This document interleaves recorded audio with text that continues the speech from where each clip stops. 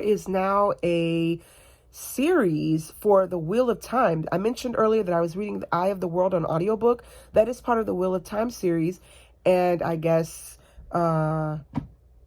who's the voice? Alexa? I guess Alexa has been kind of following me.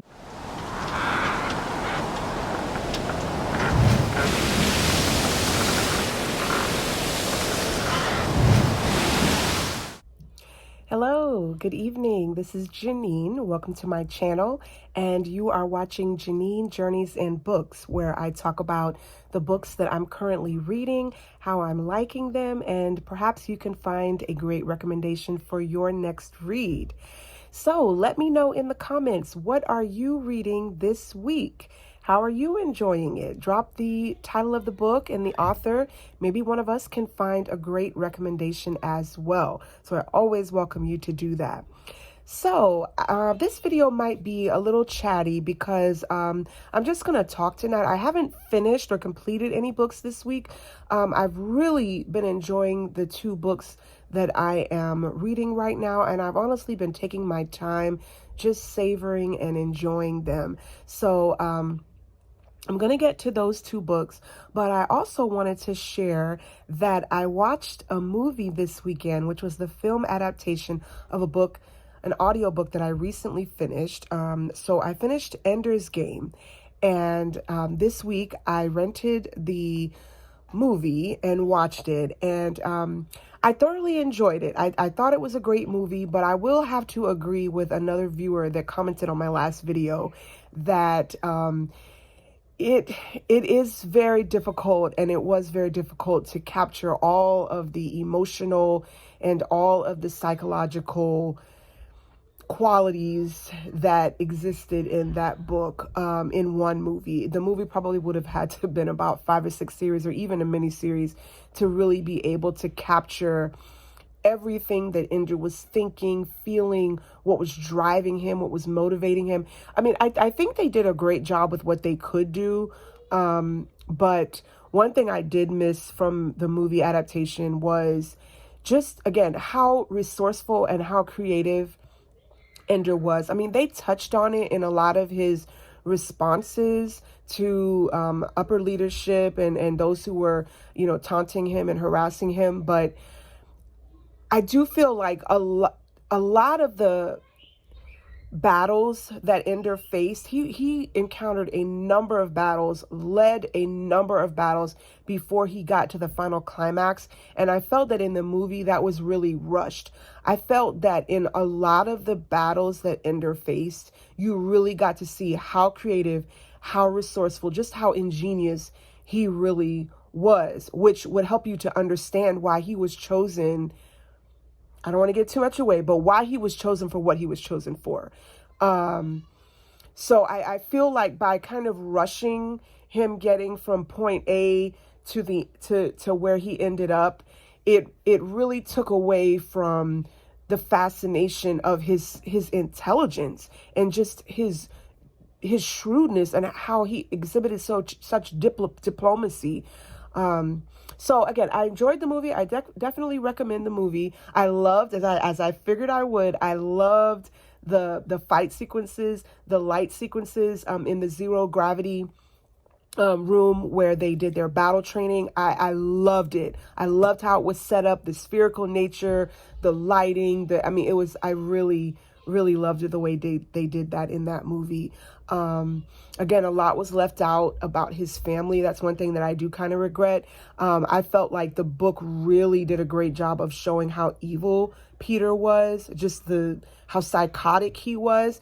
And I think the movie just didn't really have the time to touch on it that much. But I mean, really, Peter was one of the driving forces behind Ender's character. And I think you get a better perspective of that from the book. So that just goes to say, read Ender's Game, read the book. You will thoroughly enjoy it. I enjoyed it. There are many who share my view on that. But the movie is good as well.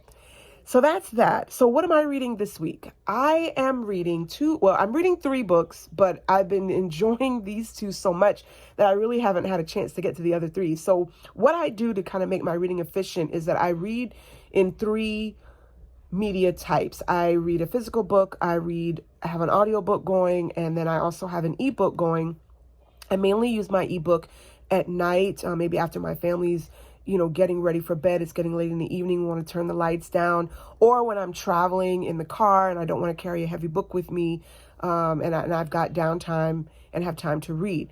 But lately, I've really been into my audiobook and my physical book. So I'll start with the audiobook, and that is Eye of the World by Robert Jordan.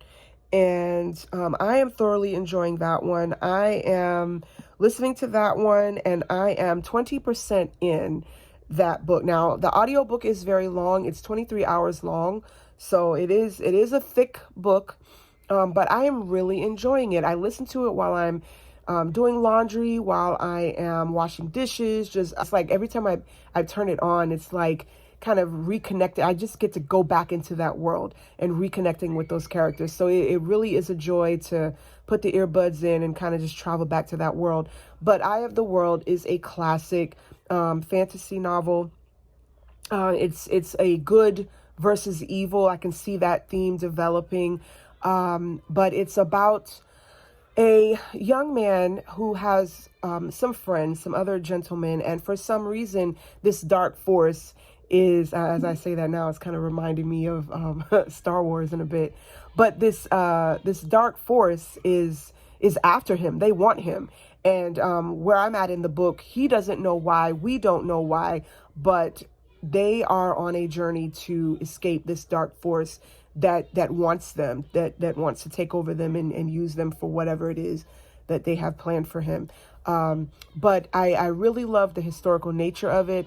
Again, I would say this is set in what we would say medieval times. So there's horses and carriages. There's, farming community. So yeah, a historical novel, but it's also high fantasy as well. So I'm enjoying that one. The physical book that I am reading, and I'm almost done, but I'm taking my time with this one because I am really enjoying this. This is The Fox Wife by Yangsze Choo. This one is based in the early 20th century in Manchuria. They kind of go back and forth between northern China, and they also take a journey over to Japan.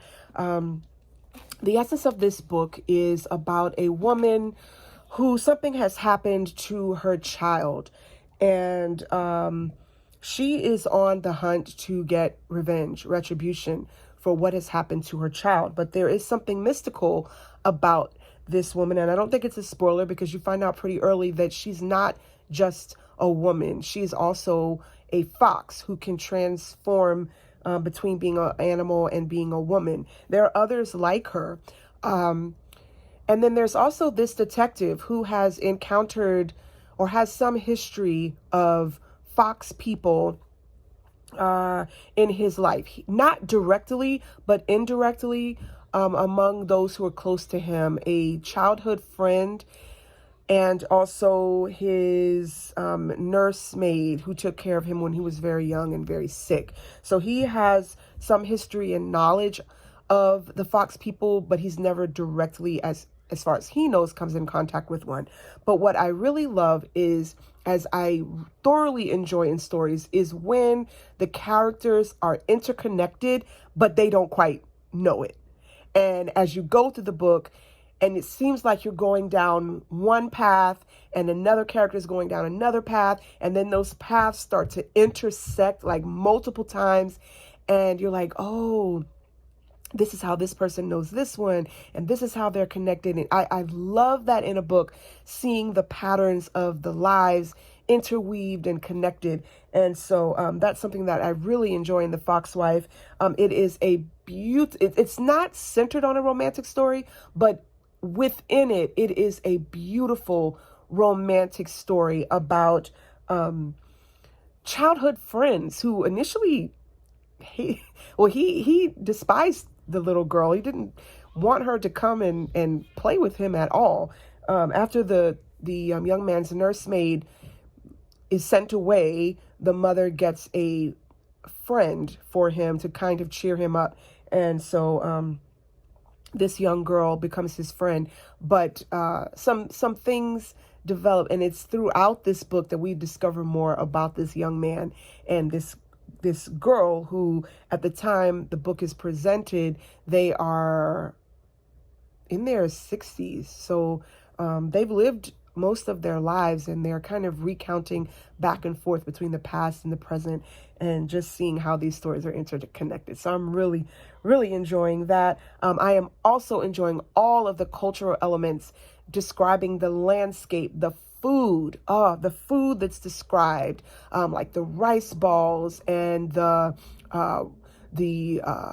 rice wine and the grilled sardines. I'm just recalling some of the food that's described, and also some of the cultural elements about wearing the kimonos and how they're worn and tied, and how certain hairstyles signify certain your status, and just it's really interesting. I'm loving the cultural elements of this, and so I'm taking my time with this. I'm almost done, and I'm gonna miss this one actually. I'm at page 250, and there are 384 pages, so I'm probably about 75%.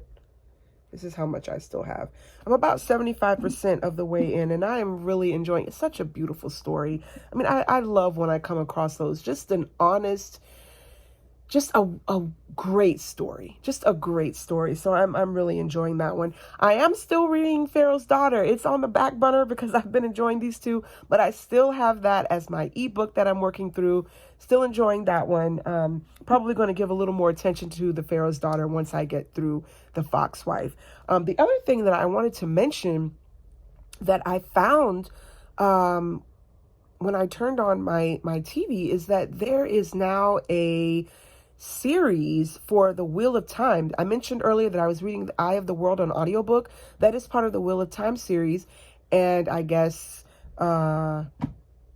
who's the voice? Alexa? I guess Alexa has been kind of following me, because under my recommended TV recommendations, Wheel of Time miniseries popped up. So I have been so anxious to click play, but I'm like, no, I'm going to wait. Because I would hate, I don't know how far along in the series it goes, because I would hate for it to jump into books 3, 4, 5, and 6, and I haven't got there yet. So I am going to finish Eye of the World first, and then maybe do a little bit of research and see how far along in the series the TV series goes, to see how many episodes I can watch. But I am so itching to watch this series now that I know that that I can stream it. So that's that. I'm still continuing on in my reading. Again, I would love to know what you are reading this week. How's it going for you? Is there anything that you just have to recommend that, yes, you've got to get your hands on that one?